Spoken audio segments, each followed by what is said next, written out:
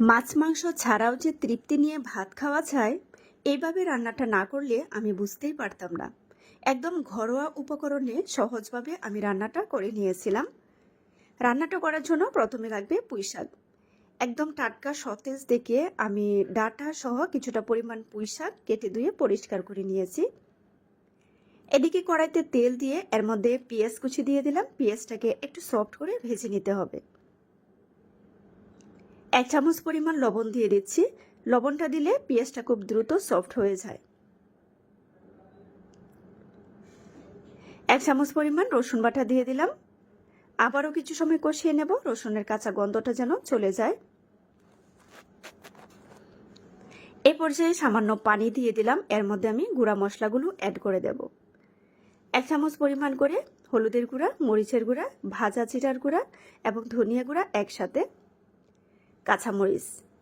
আবারও কিছু সময় আমি কষিয়ে নিচ্ছি। এখন দিয়ে দিচ্ছি কাঁঠালের আঁটি। আমি পাতলা শেপ করে কাঁঠালের আঁটিগুলোকে কেটে নিয়েছি যেন খুব সহজে সেদ্ধ হয়ে যায়।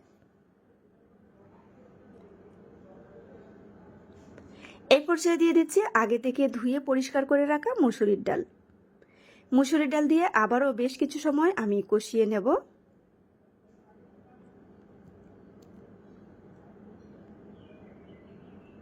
কিছুটা পরিমাণ পানি দিয়ে একটু সময় নিয়ে আমি ডালটাকে কষিয়ে নিচ্ছি। এই পর্যায়ে দিয়ে দিচ্ছি পুঁইশাক। আমি এখানে পরিমাণে পুঁইশাকটা একটু কম দিয়েছি, আপনারা চাইলে কিন্তু একটু বেশিও দিতে পারবেন। ভালো করে আবারও ডাল এবং শাক কষিয়ে নিচ্ছি একটু সময় নিয়ে। একদম সহজ একটি রান্না, তবে খেতে কিন্তু দারুণ মজার। অবশ্যই আপনারা বাসায় ট্রাই করতে পারেন। মাছ মাংস ছাড়া কিন্তু এই রান্নাটা এভাবে করে নিতে পারেন।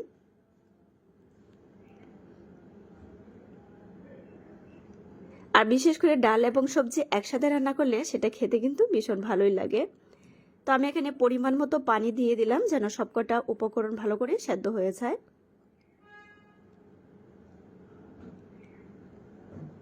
তবে এই ধরনের রান্নাগুলো ভাত দিয়ে খাওয়ার তুলনা আমার কাছে দেখা যায় কি শুধু খেতেই বেশি ভালো লাগে। তবে আপনারা কিভাবে খেতে ভালোবাসেন অবশ্যই কমেন্ট করে জানাতে পারেন। আমার রান্নাটা কিন্তু প্রায় শেষের দিকে, সবকটা উপকরণ সেদ্ধ হয়ে গেছে। আর আমি এরকম একটু ভিজা ভিজা রাখবো যেহেতু ডাল দিয়ে আছে। তো সহজ রেসিপি ভালো লাগলে সবাই পাশে থেকে সাপোর্ট করবেন। আর এই রান্নাটা আপনাদের কাছে কেমন লাগলো সেটা অবশ্যই কমেন্ট করে জানাবেন। একদম সহজ একটি রান্না। তো ভিউয়ার্স, সবাইকে অসংখ্য ধন্যবাদ এই সহজ রেসিপিটা দেখার জন্য। আজ বিদায় নেব, পরবর্তী রেসিপি দেখার আমন্ত্রণ রইল। সবাই ভালো থাকবেন। আল্লাহ হাফেজ।